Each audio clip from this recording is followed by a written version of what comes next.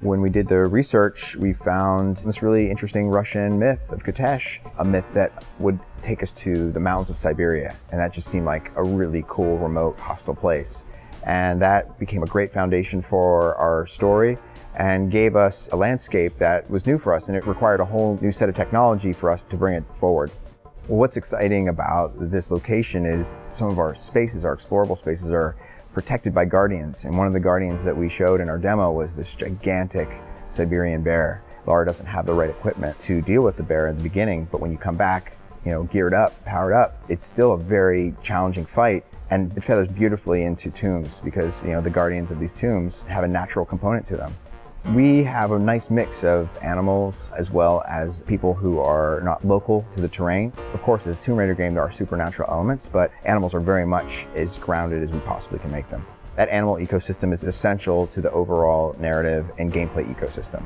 In the last game, we had a lot of narrative wrapped around hunting a deer. This time, it's more of a system. It really works into our upgrade system. The resources that you can acquire from a deer can craft different recipes, and those recipes will upgrade different weapons, like the bow. You won't just have one bow, you have multiple bows, and you can choose which bow and how you want to upgrade them. The other thing that's kind of exciting is we have a time of day and weather system that allows different animals to appear at different times. So if I want a recipe that requires an alpha wolf that only comes out at night, I'll have to retraverse to a location at that time to find and hunt an alpha wolf. Why do wolves hate Lara Croft so much? I don't think wolves like anybody. I think that's the great thing about wolves. But yes, Tomb Raider has a rich tradition of wolves as an enemy. There's an intelligence to a wolf, and that makes them scary. So I think they make a great natural predator for Lara. I really love the spirit of Lara as a global adventurer. But at the same time, with the last game, we established this one location. And what was great about that was you felt like you really got to know it. You got to learn it. And when you retraversed the space and you mastered it and you came back with better tools, and it's that loop of feeling overwhelmed to challenge then to mastery that I think has brought a new dimension to Tomb Raider.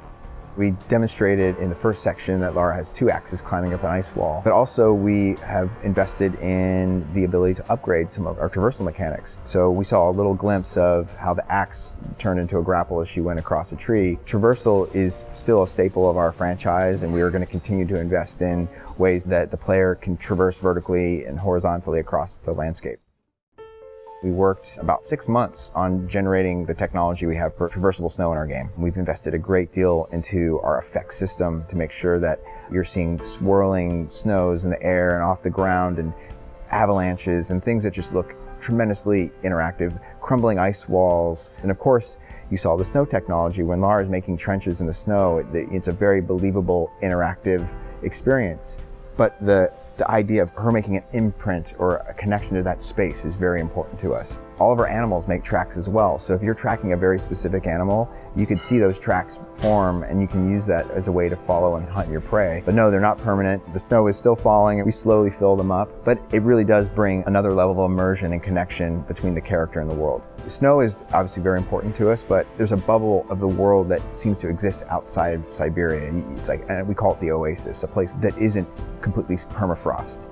And this oasis, which we're not going into a lot of detail about, but just know that different weather, different temperatures are important to make sure that we're not going with one single look throughout the entire game.